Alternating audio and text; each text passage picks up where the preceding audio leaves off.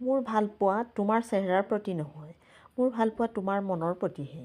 এবাৰ এক প্ৰেমিকাই বিয়া কৰিব বুলি ঠিক কৰিলে। বিয়াৰ অলপ দিনৰ আগত ছোৱালীজনীৰ এক্সিডেণ্ট হ'ল আৰু তাইৰ চেহেৰা গোটেই নষ্ট হৈ গ'ল। ইয়াৰ পাছত ছোৱালীজনীয়ে ল'ৰাটোলৈ লিখিলে, মই তোমাৰ লগত বিয়া হ'ব নোৱাৰিম কাৰণ মই গোটেই জীৱন এনেকুৱা কুৎসিত হৈয়ে থাকিব লাগিব।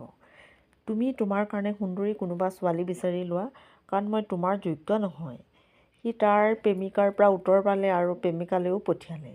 যি কি নহওক, তোমাৰ সমস্যা মই বুজিছোঁ আৰু মোৰ নিজৰ এটা সমস্যা হৈছে, মোৰ চকুৰ সমস্যা হৈছে। ডাক্তৰে কৈছে মই অন্ধ হৈ থাকিব লাগিব। ইয়াৰ পাছতো যদি তুমি মোক গ্ৰহণ কৰিব পাৰা তেতিয়াহ'লে ময়ো তোমাক বিয়া কৰিব সাজু আছোঁ। এইভাৱেই সিহঁতৰ বিয়া হ'ল আৰু ভালপোৱা বুজাবুজিৰ আৰু আনন্দত 20 বছৰ পাৰ কৰিলে। ছোৱালীজনী অন্ধ স্বামীৰ চকুৰ আগত আৰু পথ প্ৰদৰ্শক হৈ থাকে।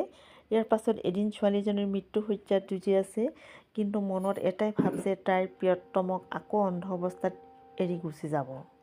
শেষ পৰ্যন্ত ছোৱালীজনীৰ মৃত্যু হয়। সিদিনা তাইৰ স্বামীয়ে সকলোকে অবাক কৰি দি চকু খুলিলে।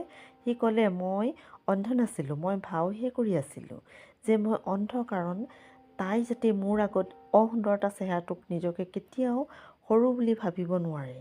কাৰণ মোৰ ভালপোৱা তাইৰ চেহেৰাৰ প্ৰতি নাছিল, মোৰ ভালপোৱা আছিল তাইৰ মনৰ প্ৰতি। এইটোৱে সত্যাকাৰৰ ভালপোৱা, আৰু সত্যাকাৰৰ ভালপোৱা এনেকুৱাই হয়।